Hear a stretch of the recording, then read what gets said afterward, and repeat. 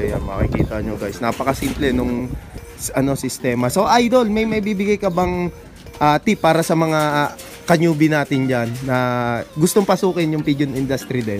Sa akin, kung papasok kayo sa pagkakalapate sa pigeon, kailangan talaga malaki yung pag-unawa mo sa kanila. Ayun. Kasi sa unang pag-iibon mo, pag mga inakay ang mga yan, makukulit talaga yan. Hindi mo talaga madidisiplina ng maayos na yan pagkaunang mga yan. Pero pag medyo umidad naman yan, napukusan mo, na aalagaan mo ng ayos, yan, bibigyan ka ng magandang panalo niyan, saka magandang uwi ng mga ibon natin. Ayun. Kasi sa pag-iibon naman, tayo, kahit malaking lop o maliit na lop, basta naalagaan mo ng ayos yung kalapati mo at bibigay mo yung tama para sa kanila.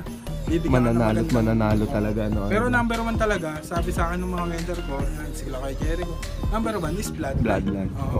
Kasi kung wala kang magandang bloodline nga, maganda ka naman mag-alaga, uwi-ibon mo pero hindi mahirap ka makasabay sa mga magagaling din na mga passion. Katulad dati is yung bago ko, hindi rin tayo makasabay. Pero simula nang nakilala natin si kay Jericho, nalipad natin mga ibon. Yun, nag-umpisa na. Tayo.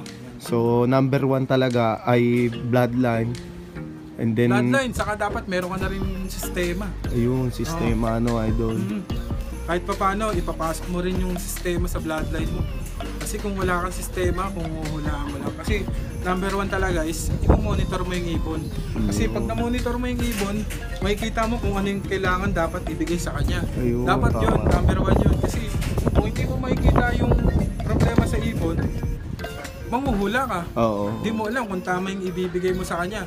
Paano kung hindi dapat para niya ibigay sa kanya? Hindi, wala na kagad, sira na kagad. Kaya kailangan talaga is sa Monday hanggang Saturday, meron ka na kagad programa para sa kanila.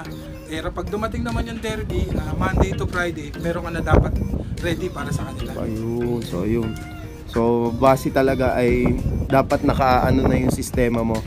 Always ready, Idol. Oo. So, ayun pero nga. Yung sistema naman natin galing din kay Jericho. Ayun. So, bali natural, Idol. Pero, ayaw ni kay Jericho yung nagagamot din ako nung una.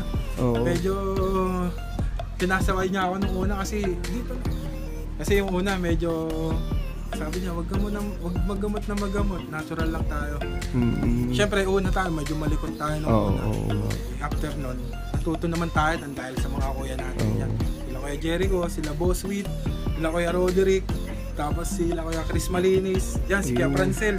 Dahil na si Kuya Jericho, saka si Kuya Ome, yan, mga napagtatanungan natin pag may problema tayo dito sa loob. Ayun, ang galing So talagang talagang napakasimple ng sistema ni Idol dito, pero kung makikita nyo, Hakot Award.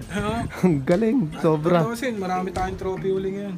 Yung ibon na natin na yan, nakaka-4 na trophy na kagad. Galing Di pa tapos karera. Di pa tapos karera, pero nag-uwi na agad ng Halos lahat ng ibon naman natin dito may mga trophy na rin. Mga lumipas yung mga race. Yung mga nakaraang race, may mga trophy rin tayo. So kukunin pa Buka sa akin kasi, yung pag-iibon talagang masaya. Mahirap. Kailangan mo lang talaga fokusan sila. Pero dapat talaga mahal mo sila.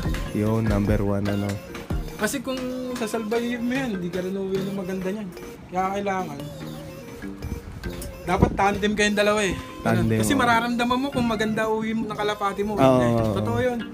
Kasi ako katulad kanina, hindi ko alam kung nanalo tayo sa mga side games, pero nanalo tayo sa pooling 500. Ayun, galing So humakot na naman si Idol ng Possible, top 9 tayo. Top 9 ang galing. 1,700 birds. Galing. Pero nung una, top 2 naman tayo. Galing. Young bird, all bird yun, yung ibon natin. Tapos overall pa pagtapos ng Sana yun, panalangin ko kahit pa paano. Malaki-laki ang tinubra talaga ni ni si Kitty Boy. Kitty Boy. Ayun si Kitty Boy. So hopefully mag-champion, Hopefully makapag-champion tayo. Salamat pa rin talaga tayo sa mga Panginoon Diyos. Ayun, lagi tayo nagdadasal tuwing may karera din. Tuwing may karera.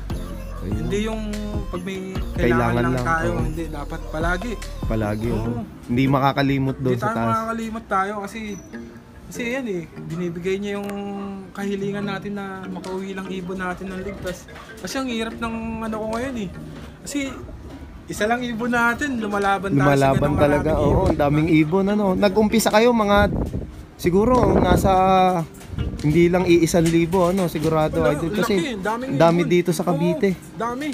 Saka ibon natin isa lang kahit pa paano binibigyan tayo ng Binibigyan karangalan. ano. One last man standing pero grabe ang galing. Salamat pa rin talaga. Salamat. So bali idol, maraming salamat sa pagtanggap mo sa amin dito. Maraming So salamat ayan. din. Idol, matanong ko lang, ikaw ba ay nag-out ng mga bloodline nyo dito, mga ibon? Halimbawa, kung may magtanong sa'yo. Siguro pwede naman itatanong natin kay Jericho. Ayun, so Gusto bali niya na talaga ng ibon kasi kahit pa paano naman nag-out si kay Jericho ng ibon. Ayun. Kontakin niyo na lang kasi hopefully magagandang talaga yung mga bloodline ni kay Jericho. Hindi naman kayo bibigyan talaga ng ano. Meron siya minsan sinasabi na pag di nanalo, balik mo sa akin. Ayun, ganun. Kasi nandun iniingatan ni kay Jericho, syempre. Yung pangalan niya, ano. So, yun Pero nga. tingnan natin kung may pang-out siya, PM nyo na lang siya si kay Jericho Deo Cruz. Ayun. So, ayan nga, pwede nyo siyang kontakin si Sir Jericho Deo Cruz sa kanyang Facebook page. So, bali, pwede nyo din kontakin si Idol through kay Perty Acosta, kay Sir Rupert. Pwede nyo din siyang kontakin para mas mapadali yung ano nyo. So, ayan, naka-flash sa screen yung Facebook page nila. Ayun. So, ayan guys. PM nyo lang sila kung meron kayong mga katanungan. Kung gusto nyong anong bloodline, kung matulin ba o kung Panduluhan, tatawid, oo. ganun lang. Kasi hindi minsan tinatanong ni kay Jericho kung anong gusto nyong ibon, kung matulin ba o mabagal. Ayun. So, ayun. PM nyo lang sa... PM lang. So, Idol, meron ka bang mga isa-shoutout na mga tropa natin dyan? Mga kalapatids? Shoutout sa tropang Carbon Lodi, shoutout sa tropang Kwak-Kwak, kay Curbs, kay Tito Yolan. Yan, tapos shoutout sa Dapo Family. Yan, sa Dapo Family, sila kaya Wiwit, sila kay Roderick Bergonya, Anjo, si Kuya Chris Malinis, Yun, Kuya si Chris Idol Balbuena, Roldan De Oro, si Richard Suson, si Kuya Jericho, si Kuya Omi, halos lahat ng Dapo natin family. Shoutout sa inyong lahat. Saka sila yung nagmo-motivate ng mga ano namin kasi halos kami magkakasama rin kami pero syempre wala din, minsan naglalaban yung mga ibon lang namin pero ibon lang ano yun. pa rin ano? Pero magkakapatid More, pa rin sa mga kuya ko sila. Ayun. Respect pa rin tayo. Syempre bilang newbie, bilang mga veterano sila, kailangan respect Taas pa rin na tayo pa rin kanila. sa kanila, ano, Idol? Kahit na nagpapanalo tayo, syempre kailangan respect pa rin tayo sa mga kuya natin. Ayun. So ayan nga, napaka ano ni Idol, down to earth na isa sa mga down to earth na fanciers and sa mga napuntahan natin. So napaka humble ni Idol.